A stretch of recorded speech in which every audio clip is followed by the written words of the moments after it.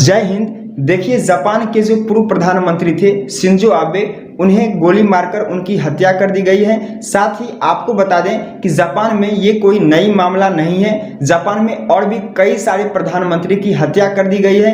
आखिर इस प्रधानमंत्री की हत्या क्यों किया गया है, क्यों इन्हें गोली मारा गया है और जापान में इस तरह की घटना बार बार क्यों होता है, इसको हम लोग समझते हैं। शिंजो आबे जो जापान के पूर्व प्रधानमंत्री थे, ये भारत के बहुत बड़े समर्थक थे, इसलिए इनके बारे में जानना हम लोगों को जरूरी है। शिंजो आबे जो जापान के पूर्व प्रधानमंत्री थे, इनका जन्म जापान के टोक्यो, जो जापान की राजधानी है, टोक्यो में एक शिनजुकु सिटी है, जहां पर में शिंजो आबे की जन्म हुआ था। शिंजो आबे जिस पार्टी से थे वो एलडीपी पार्टी से थे। एलडीपी का फुल फॉर्म होता है लिबरल डेमोक्रेटिक पार्टी।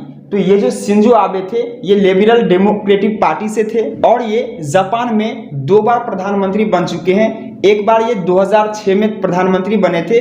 2006 से 2007 ये 1 साल तक प्रधानमंत्री रहे। इसके बाद ये फिर से दोबारा जापान के प्रधानमंत्री बने 2012 में। और 2012 में जो ये जापान के प्रधानमंत्री बने थे, तो 2012 से लेकर के 2020 तक ये जापान के प्रधानमंत्री रहे। इसके बाद इन्होंने इस्तीफा दे दिया था प्रधानमंत्री पद से। इस्तीफा इन्होंने इसलिए दिया था क्योंकि इनका तबीयत ज्यादा खराब हो गया था। 2020 में शिंजो आबे को एक बीमारी हो गया था जिसका नाम है कोलाइटिस बीमारी।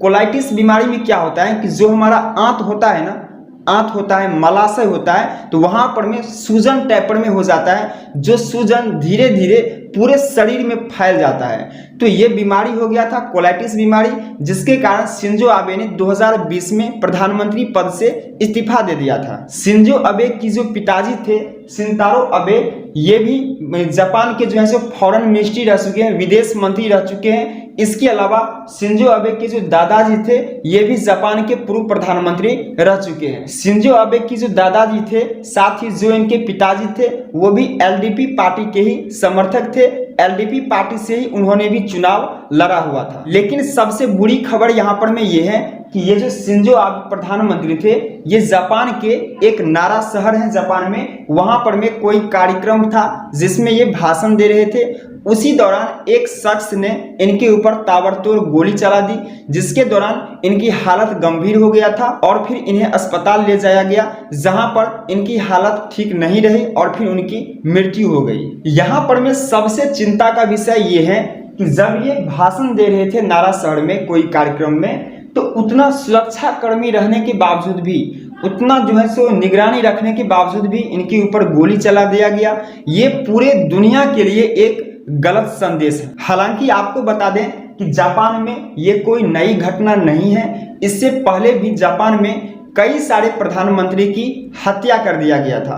आज से लगभग में 90 साल पहले 13 दिसंबर 1931 को भी एक प्रधानमंत्री की हत्या कर दिया गया था। उस समय में जो जापान के प्रधानमंत्री थे, उनका नाम इनुकाई सुयोशी थे, जिनका हत्या कर दिया गया। अब आज से 90 साल पहले इनुकाई सुयोशी की हत्या क्यों किया गया? इनका हत्या इसलिए किया गया था क्योंकि उस टाइम में जो जापान के नेवी थे और लंदन के जो नेवी थे, उन दोनों के बीच आपसी कुछ विवाद हो गया था, जिसके बीच लंदन के नेवी और यहाँ पर जापान का जो नेवी थे, उन दोनों के बीच बैठक हुआ था। उस बैठक में जो भी बातचीत हुआ था, उसमें जापान के जो नेवी थे, उनके फेवर में कोई भी बात नहीं हुआ था। इन लोगों को कुछ भी समझ में नहीं आया था। ये लोग कह रहे थे कि हमारे जो है सो फेवर में यहाँ पर कोई भी बैठक नहीं हुआ है, कोई भी बातचीत नहीं हुआ है, ये लोग सहमत नहीं थे। इसलिए उस टाइम में जापान के जो नेवी थे, वे लोग सोचे कि यहाँ पर हमारे बारे में कोई भी बात नहीं हुआ है, हमारे फेवर में बात नहीं हुआ है। अभी जो सत्ता में सरकार है, इन सरकार को सत्ता से हटाना है। और फिर ये लोग आंदोलन चलाए और ये आंदोलन कई दिनों तक चला। और उसी आंदोलन के बीच में 14 मई 1932 को वहां के जो प्रधानमंत्री थे इनुकाई सुयोशी, उनकी हत्या कर दिया गया। इसके अलावा जापान में और भी कई सारे प्रधानमंत्री हैं जिनकी हत्या कर दिया गया था। कुछ दिन पहले जापान के एक प्रधानमंत्री टीवी चैनल पर में, न्यूज चैनल पर में लाइव आए हुए थे और पूरे देश को संबोधित कर रहे थे। उसी बीच में लाइव में ही उन्हें गोली मारकर हत्या कर दिया गया था और इस घटना को पूरे देश की जनता ने देखा हुआ था। इसके अलावा जापान में कुछ दिन पहले एक प्रधानमंत्री जो है सो मेट्रो से सफर कर रहे थे और मेट्रो से सफर करते वक्त उस प्रधानमंत्री को चाकू मार करके हत्या कर दिया गया था। तो जापान में ये कोई पहली घटना नहीं है, इससे पहले भी कई सारी घटना हुआ है। कई ऐसे प्रधानमंत्री हैं जिन्हें हत्या कर दिया गया है और ये बिल्कुल गलत है।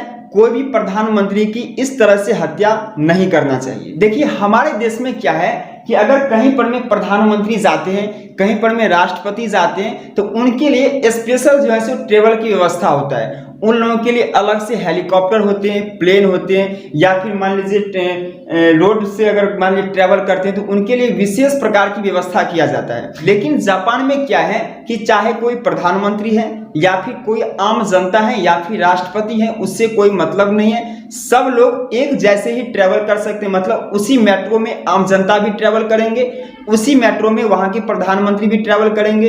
अगर कोई ट्रेन से सफर करता है तो उसी ट्रेन से जो है सो वहां का प्रधानमंत्री भी सफर करेंगे और उसी ट्रेन से वहां का जनता भी सफर करेंगे।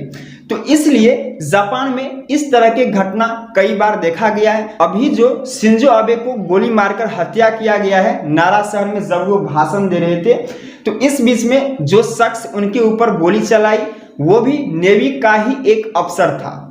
अब यहाँ पर एक चीज समझ में नहीं आता है कि आज से 90 साल पहले जब 1932 में एक प्रधानमंत्री का हत्या किया गया था तो उसमें भी नेवी के अफसर लोग ही थे, और अभी भी जो शिंजो आबे की गोली मारकर हत्या किया गया है तो इसमें भी जो शख्स है वो भी पहले नेवी का ही एक अफसर था।